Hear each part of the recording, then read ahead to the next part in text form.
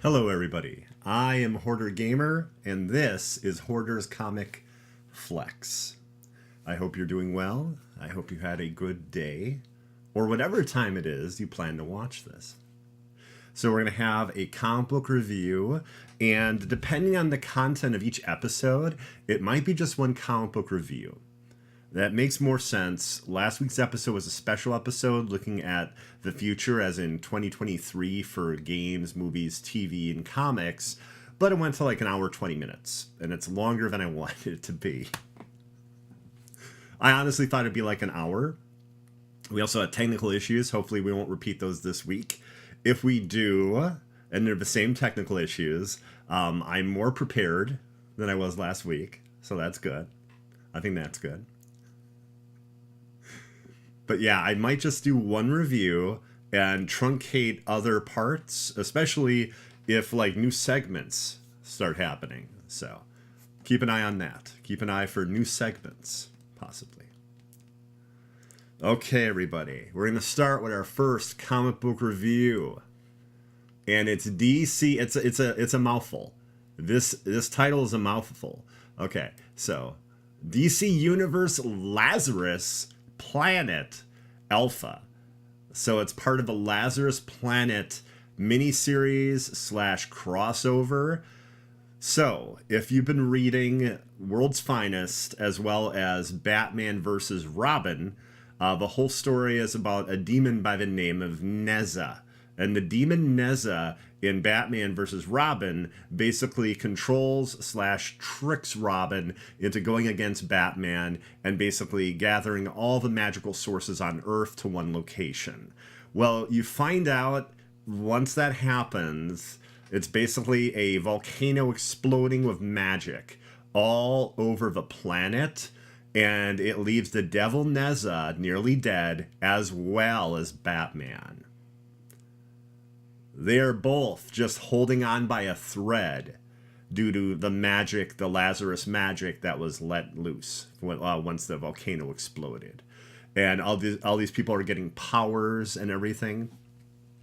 And what's really good is Zatanna actually very succinctly explains what's going on. And then, like most times when I'm like picking up a book and looking to read something, I actually know what page it is. So I do have it here.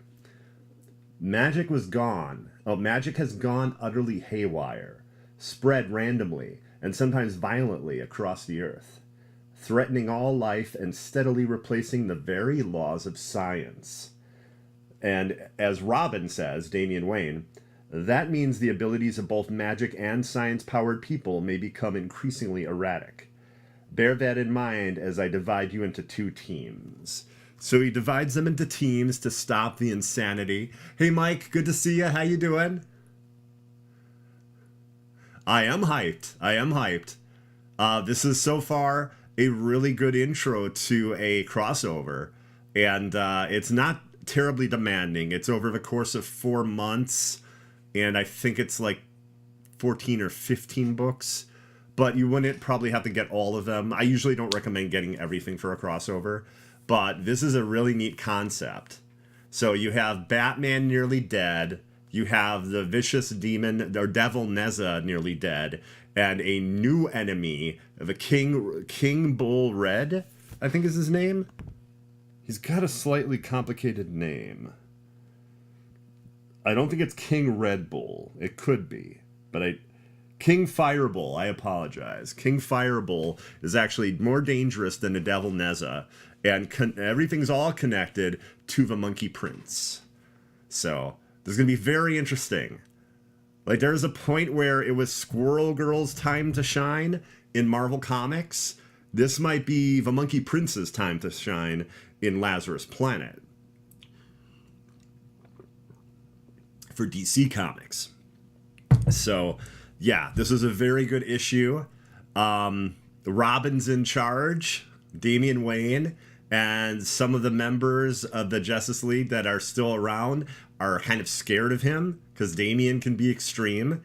Also, keep in mind, Damian was just very recently mind controlled and turned on them and helped siphon all this magic away from all the magic users. So But yeah, this is really good. I recommend it. Also, Mark Waid has been on a tear through the DC Comics recently.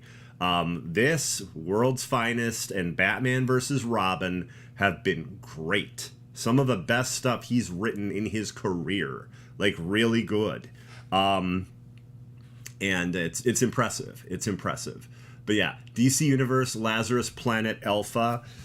Coming up real soon is Monkey Prince number 10, Lazarus Planet Assault on Krypton number 1. That one should be good. That one should be really good.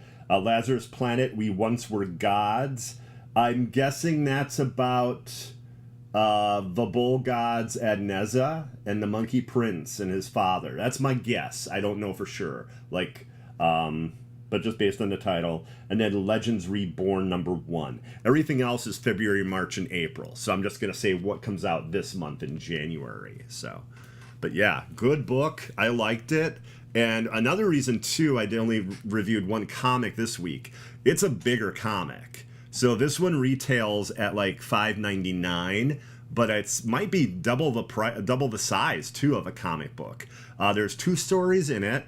One is a very revealing story about the Monkey Prince's father fighting against the Fireball god. Or actually, I apologize, it's a different god, but you learn about kind of the origins where Fireball god came from, and you see a totally different world version of Neza. A Neza where he is not a devil. So, I'm someone that doesn't know too much about the Monkey Prince comic series through DC. So this is very interesting to me to learn about the character, learn about the character's lineage, and like what villains and everything come from that. It's very cool. So, yeah, I really like this a lot. And like I said, Mark Waid right now is fantastic.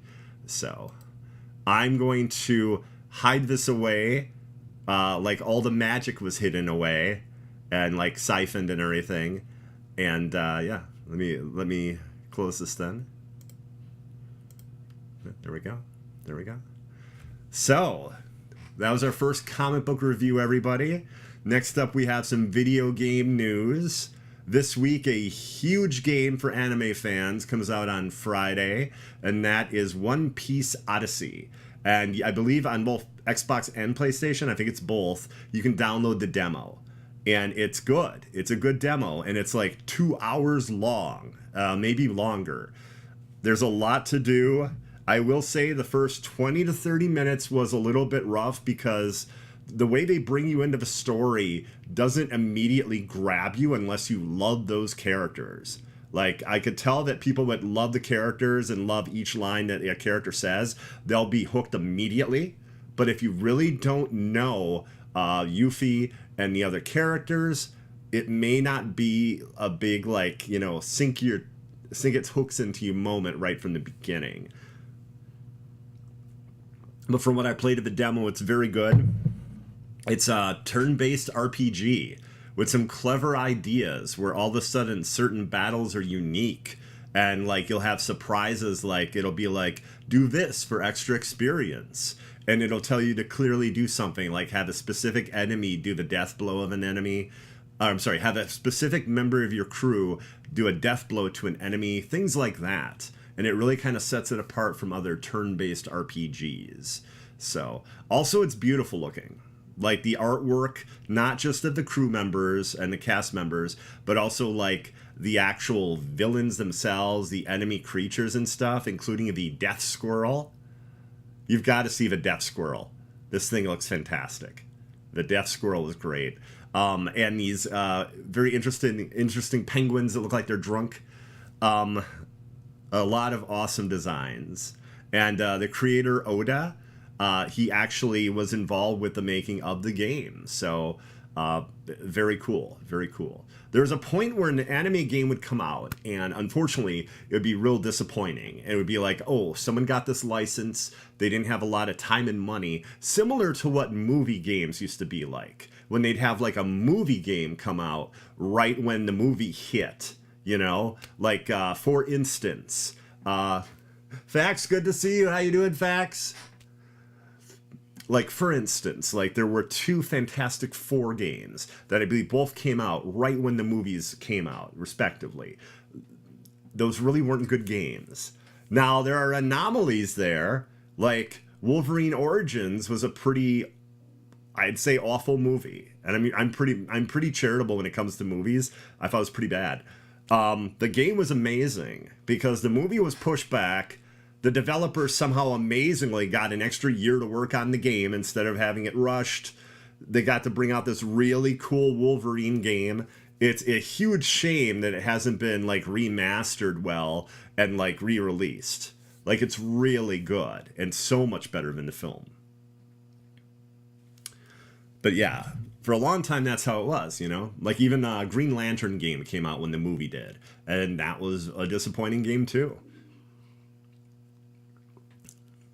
It really wasn't until the Arkham Batman series where you got this insane level of quality for a comic book related video game.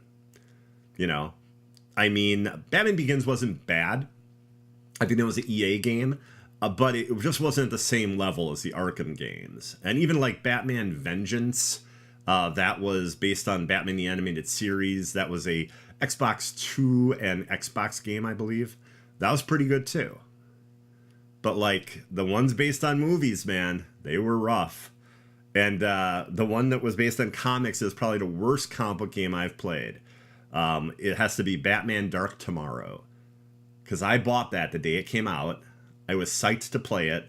And it's a Batman that moves like a tank and is almost impossible to control.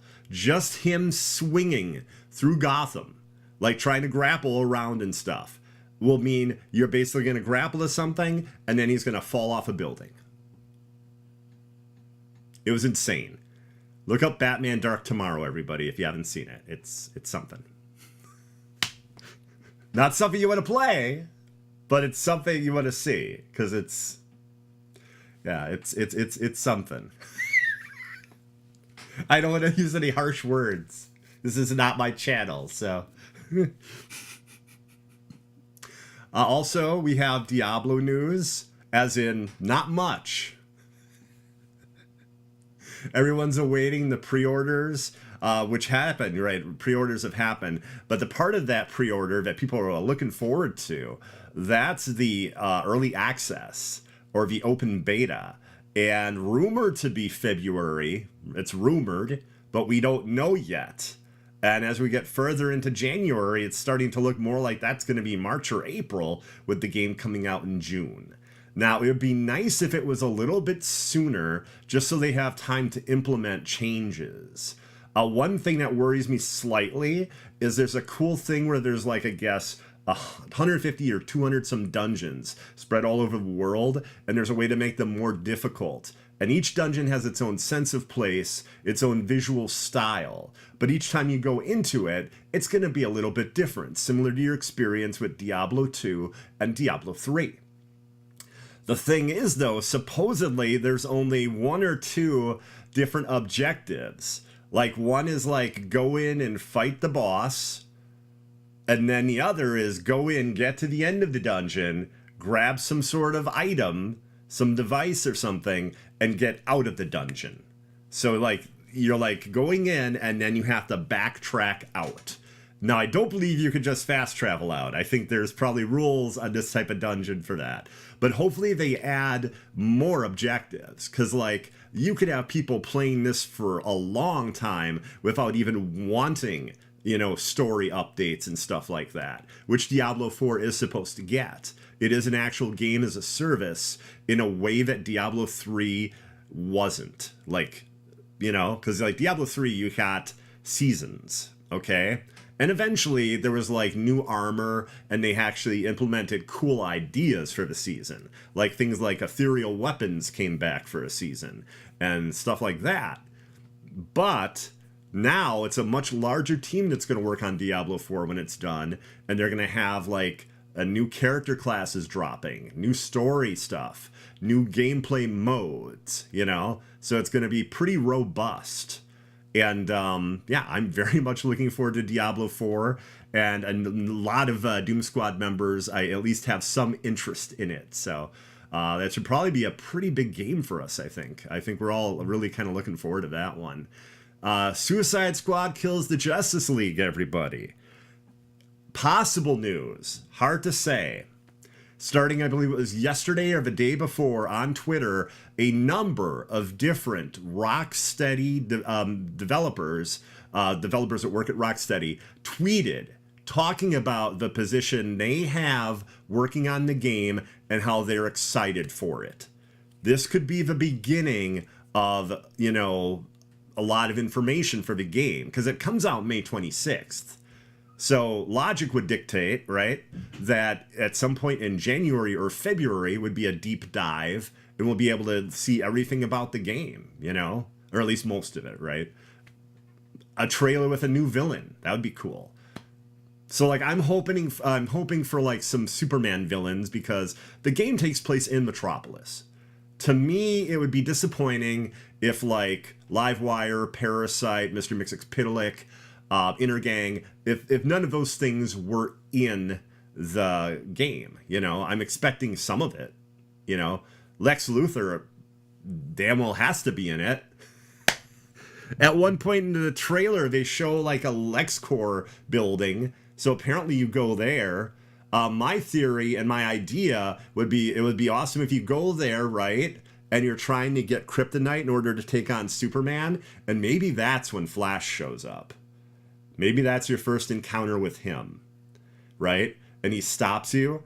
But wouldn't it be great if, like, the cupboard was bare at LexCorp? They had no kryptonite for whatever reason, but then you had to go find Metallo in Metropolis and rip his heart out, which is made of kryptonite. I'm just saying, I think that would be awesome. And just because you have heroes, they are Task Force X. They're not exactly heroes. So they could do something like that. I could totally see them go for Metallo. And I would absolutely love it if they took Mr. Mxyzptlk and he took the place of the Riddler. Having like these crazy things where he's altering reality and you have to fix that. I think that'd be a great way to use him. I think that'd be really cool. But yeah, hopefully, I mean, not really hopefully, it's got to be almost guaranteed. In February for sure, when Hogwarts Legacy finally ships, I'm certain we'll get a lot on Suicide Squad Kills the Justice League. I still don't agree with their outdated methods, though, of waiting for one game to ship before really marketing another one. It seems absurd to me. Square Enix doesn't do it, and I don't know how terribly that affects them. Square Enix always has like 3 or 4 games on deck, and they're like marketing all of them. But WB Games is weird, man. They always have been. Misplaced, good to see you. How you doing? But yeah, with the game coming out May 26th, they pretty much have to start heavy marketing for it, you know? I'd say that's pretty much all the video game news right now. Ghost Song, though, definitely want to recommend that. It's a indie, what do you call that, Metroidvania game. So if you like Castlevania or Metroid, I think you'd really enjoy Ghost Song. It's on Game Pass, so you could try it at like no cost if you have Game Pass. But it's very good. It's very good. I've been impressed by it. I've also been playing a lot of Diablo 2 and Midnight Suns. And, I'm trying to do the ladder in Diablo 2, which is trying to get to level 99, and it's not easy. It's not easy.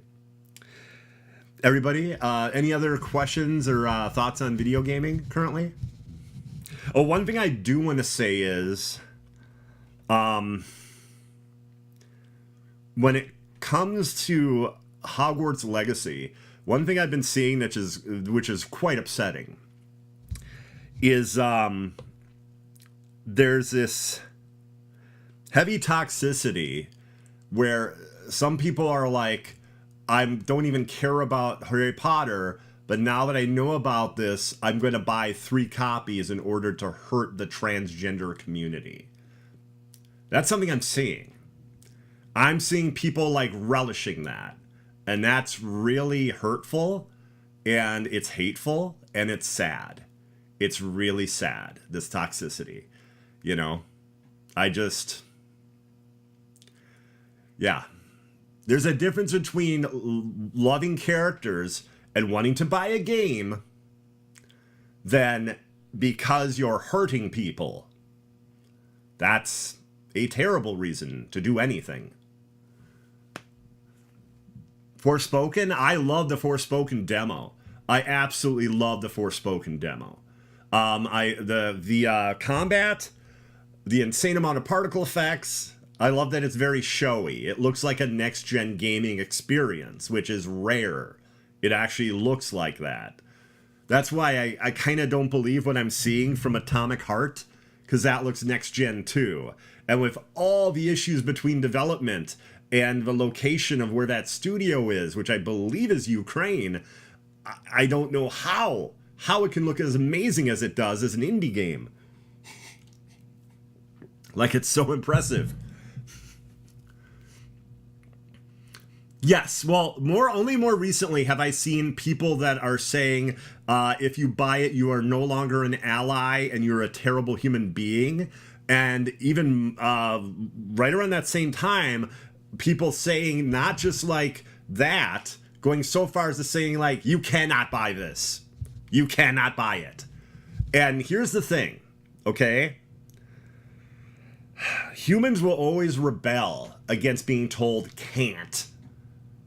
When someone is told can't, no matter what it's about, they're going to try to find a way around it. Now, there's a difference between, like, you know, I know I'm going to go do this, okay? Then there is, you know, being cruel about it.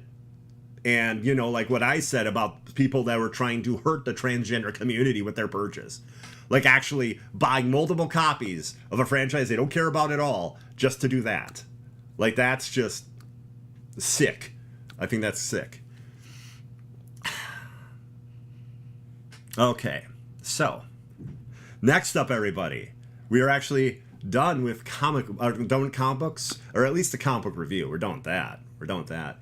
We are done with talking about video games for the week. We'll have more video games next week. I'm sure there'll be some hot news next week. Oh, actually, right before I stop, it's thought to be January 25th, a big Xbox event. Xbox might have a big event with some huge games January 25th, partially because of criticism that they don't have enough information about their games coming out.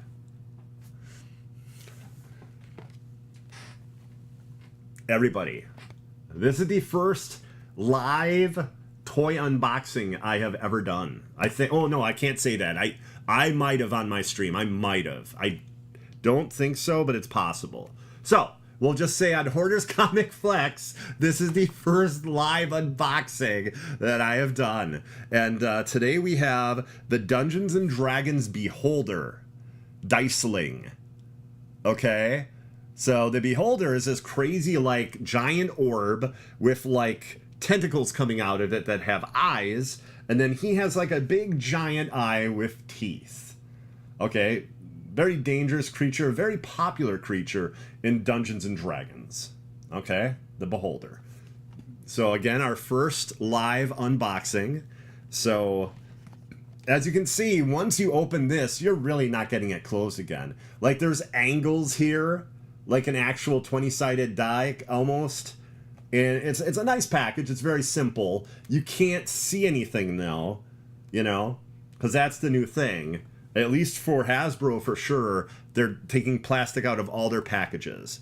So, okay, first live unboxing. I gotta hold it up, though, because, like, if I do it here, you're not gonna see it. For all you know, I have someone hiding underneath a table, and they would be unboxing it. And I'm not gonna do that to you. If I say live unboxing, it's gonna be me unboxing it. Okay. Okay, so I think I can just pull the back from the front. Otherwise, I can tear open the top. Let's see. Let's see how we're going to go about this. Okay. Okay, that worked pretty well.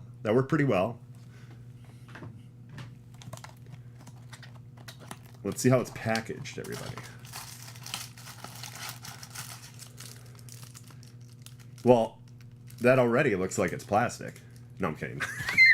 No, it's like a coated paper. It's a coated paper.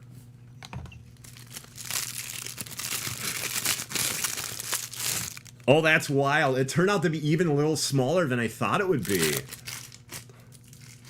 Oh, weird too. And it's got like, it's got paper in it to protect it maybe? Hold on here. I wonder if that's to protect it in shipping or what that is. Oh, that's a good paint job.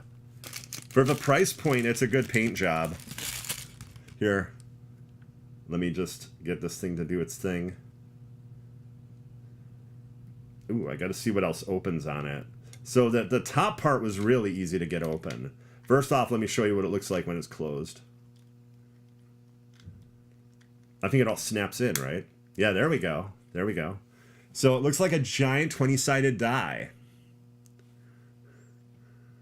Now, there's one part here that's accentuated in purple with the Dungeons and Dragons symbol right there. Now, one suggestion I have, and like most 20-sided die have, each of the numbers on it is accentuated. So like you'll have like paint showing the numbers so they're in detail. And if a die is old, then that paint could rub off, sure. But I really feel they could have done that here. That would have made it even better. So like if you notice all the numbers, it's got all 20 numbers on it. They might be hard to see, but it's got them. It's got them on there. The only thing is that, you know, they're not accentuated. Like here, this is orange. So I would say maybe paint those numbers black, maybe paint them green, something that would show up well on an orange background, or even like silver or gold, you know, that would work too. You see that a lot on 20-sided die, like silver and gold paint. Okay, so we got this. It's all closed up. It looks kind of like a 20-sided die, but larger. And then it transforms. I believe there's instructions here. The first part was really easy. I did that instantly, right when I opened it. And I had to because there was like little paper to take out of it. Yeah, there's only 6 directions here, so this will be really quick.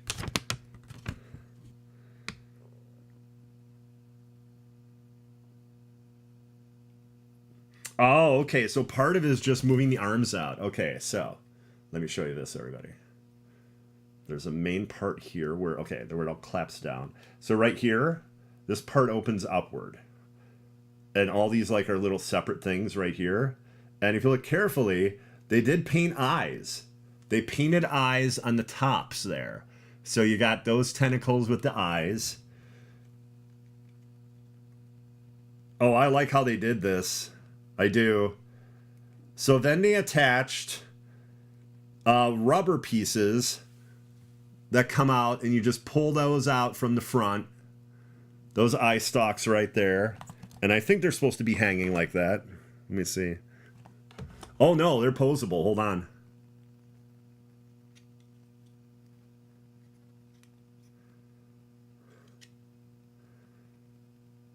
Okay, that's cool. That's it so far. And then let's see, there's like one more step.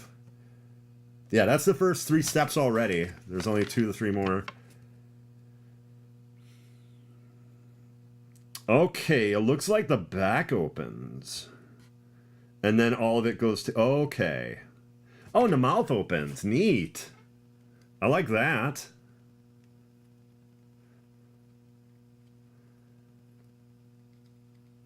Okay, okay, that's cool. Yeah, so the back / sides open.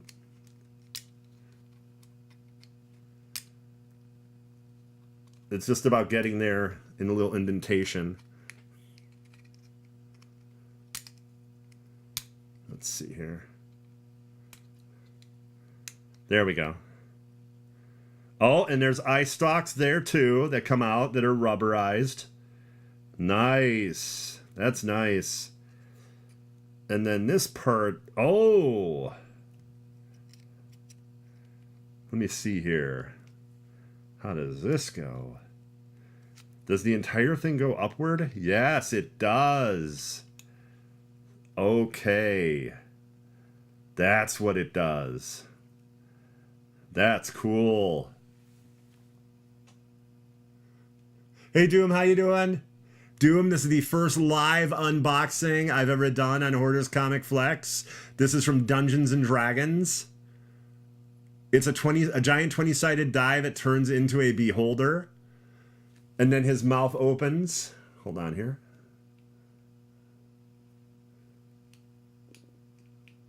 Okay, that's cool too. So he's got it where it looks like there's a membrane at the side of the mouth that like extends. Yeah, the beholder is kind of creepy. He kind of is. Yeah, I like him. I think they did a good job here. You can kind of position the arms or the tentacles and the eyes differently. But yeah, I like him. So his price range is between $9.99 and $11.99. They're also going to have owl bears and 2 dragons. I don't know what else they're going to do, and they all turn into giant 20-sided die. But I think, honestly, the paint job is really good. The sculpt is nice. And the transformation's really easy. It's a really cool thing. Yes, yes, I would say that it does resemble that. But this is pretty much what it looks like in D&D, like the actual game. And this creature might be in the new movie. It's hard to say. Hasbro likes to do things where it's like, hey, here's a Marvel character from the MCU. Here's a character from the comics, you know? So it might be like that. I don't know if it's directly from D&D, this version, or if this is what he's going to look like and he's in the movie. But that's the Beholder. And yeah, I'm happy with that. I think that's cool. And that's the first live unboxing we've had on Hoarder's Comic Flex, everybody. But we're not quite done with toys yet. I mean, no more unboxings. No, that's not. But we have this. Look at this, everybody. New X-Men figures.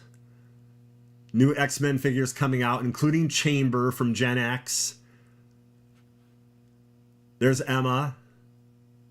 The White Queen right there. Corsair of the Starjammers. The Build-A-Figure is Chiode. Build-A-Figure Chiode, also of the Starjammers. There's Cyclops right there. One of Corsair's sons. And 2 characters I don't know well, but I think it's a cool looking set. The Chiode looks awesome. And yeah, I think pre-orders went live, I think today.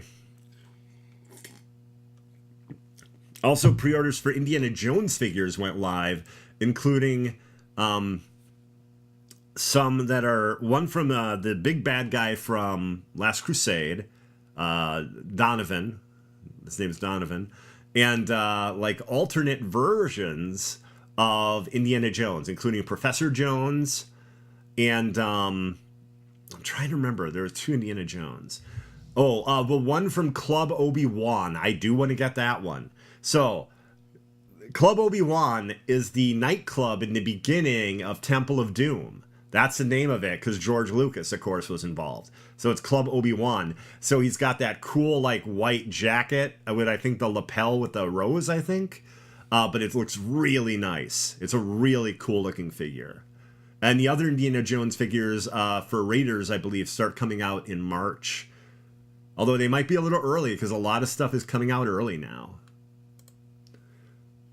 Don't really recognize them, but Cyclops, I don't know if they were original or a different one. Well, Corsair I recognized immediately. I'll be honest, I was not exactly sure who Chiode was. I wasn't. Chamber I recognized, because he's a very interesting character, and he was in Gen X. And I read Generation X when it first came out. Okay, next up, we got Page Punchers. You could say altogether we have Aquaman. So we have Aqualad, Aquaman, both looking badass. Like, those are really cool freaking takes on both of those characters. There's an ass-kicking version of Black Manta, and then an awesome Orn, the Ocean Master. I think these are good. I mean, I like the paint jobs. I like the sculpts. These are nice. So a lot of people don't realize McFarlane figures are 7 inches in scale. And page punchers are neat. They come with a comic book. And they seem to have like more detail to them. And they seem to be $24.99 rather than $19.99. But yeah, I really do like the page punchers. And I think these are some really cool looking figures. I don't pre-orders aren't live on this as far as I know.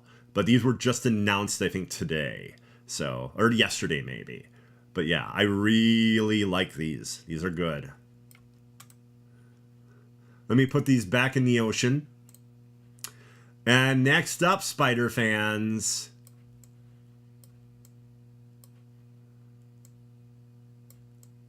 If you're interested in these, definitely look online. SH Figure Arts. These are awesome looking figures.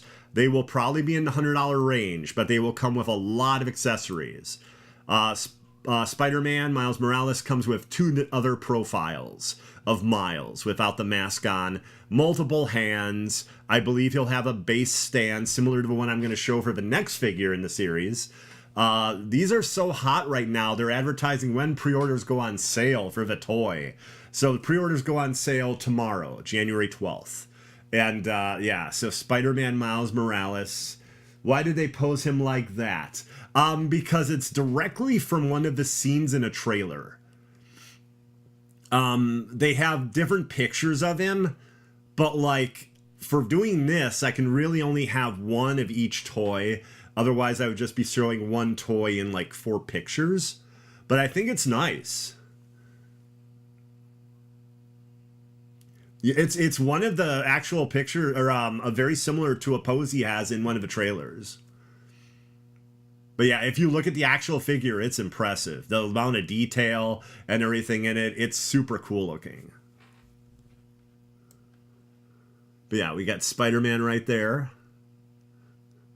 And I usually don't have 2 of these up at a time, but in this case, I'll make an exception when you see what the next one is. Hold on, where'd it go? There it is. Now, when I said they come with a base, I think it'll have a similar base to Spider-Gwen. So I'm guessing it'll have a base like that. Oh, you're able to pose it. That's why they're $100. Their posability in these is insane. Like it might be like 30 or 40 different joints or something nuts like that. The figure arts are impressive in that respect. You also get an alternate profile of Spider-Gwen, and of Gwen herself actually, and then a number of other accessories. So each one I think is probably gonna be in the $100 range though, just because these are larger figures with a lot of detail. I think they're imported too, and they sell out. The Kirby, I believe, sold out. So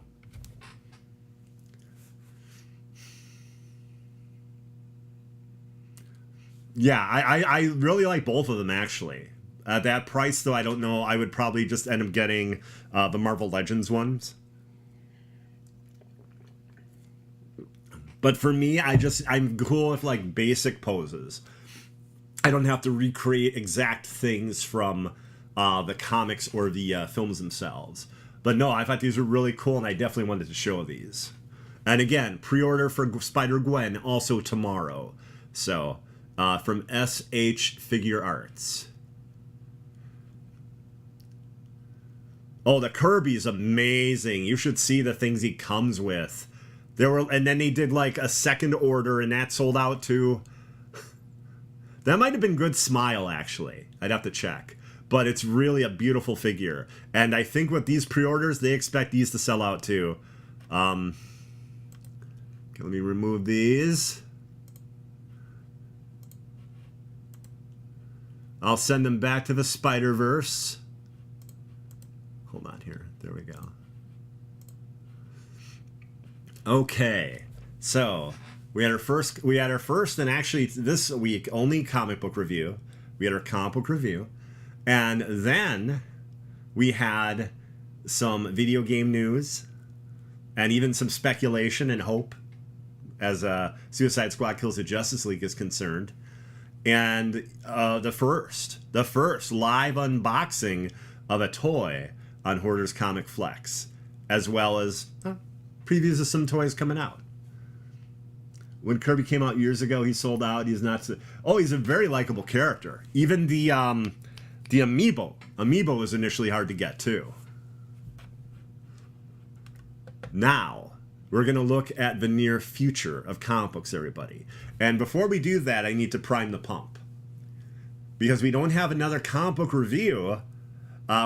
We basically are priming the pump right now. Your suggestions, comic books or toys or shows you want me to talk about, things like that, let me know. Okay. And here we go. Looking at comic books, the near future all the way to 1 week from today.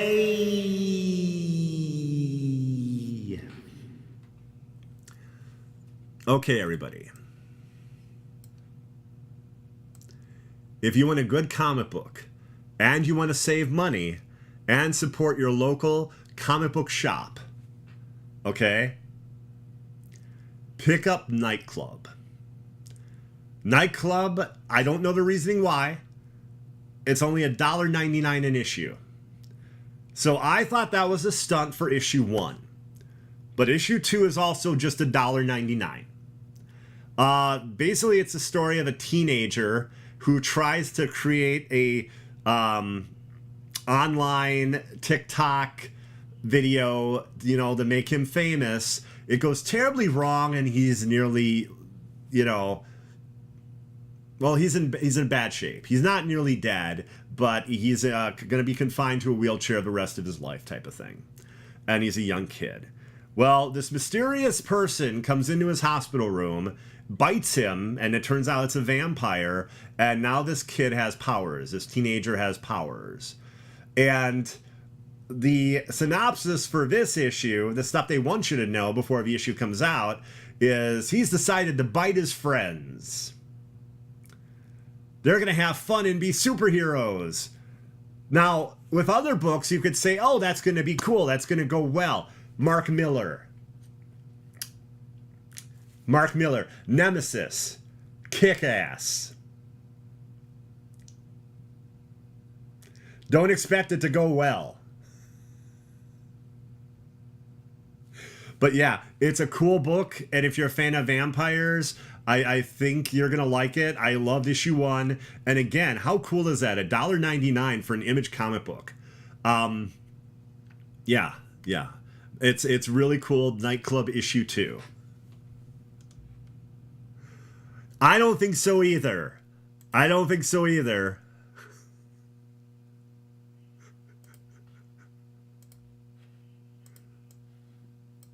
Everybody. One bad day, Bane. Okay? Longtime writer of The Flash, Joshua Williamson. He's doing a number of different books at DC right now. Batman One Bad Day, Bane.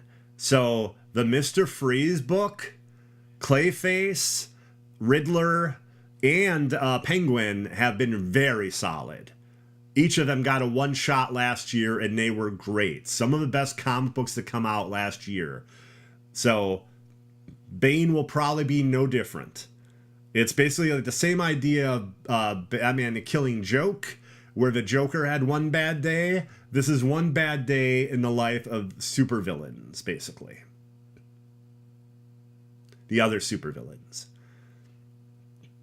One bad day, Bane. So, there's an excellent chance this will be the book I review next week. I did review Nightclub, issue 1, when that came out like a month ago. So I'd say there's a real strong chance I'll review this. And this is going to be a longer book. I think it's 64 pages. It's 48 or 64. It's more than a normal book. And it's bound like an actual miniature trade. So Yeah, this will probably be what I review. I'm going to send this back to the Batcave. Although, like, Bane in the Batcave is not a good thing, as history tells us. And now we have a type of event book, Nightwing. That's right, issue 100. Nightwing by Tom Taylor has been fantastic. This has been one of the best runs of the character. It has been really damn good.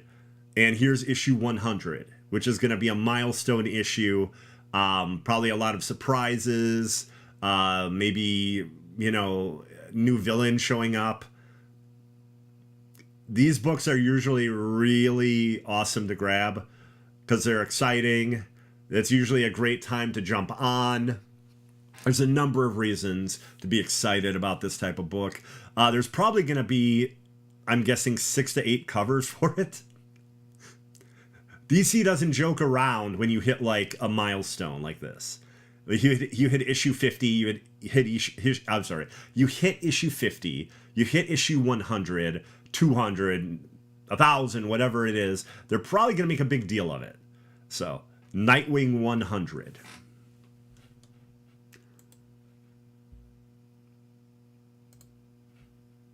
Yeah, right now, for me, for the Bat books, it's Detective Comics have been amazing, the main Batman book, and Nightwing. Then you expand just a little bit more, just a little bit. You got World's Finest, which is Batman and Superman. That's Mark Waid, and that's been fantastic. And then a miniseries that I think just ended, Batman versus Robin, also by Mark Waid.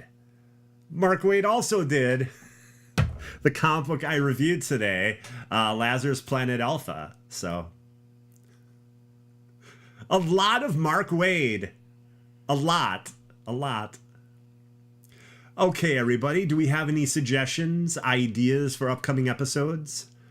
Anything you want me to review? Anything to talk about? Obviously, we'll talk a lot more about Suicide Squad Kills the Justice League when we have more info on it. There isn't a lot. There isn't that much info. At this point, we don't even know if it's a game as a service anymore. We just don't know.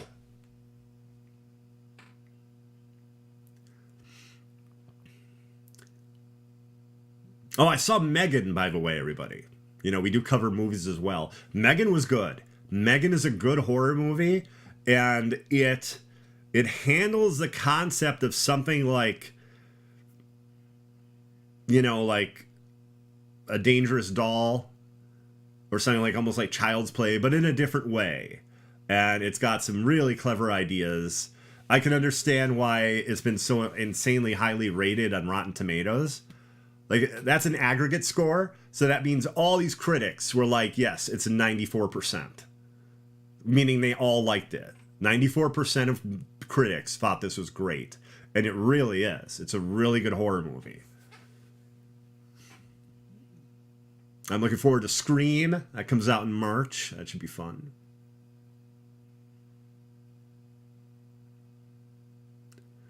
But yeah, everybody, if we don't have any suggestions, I guess I'm going to call it for the week.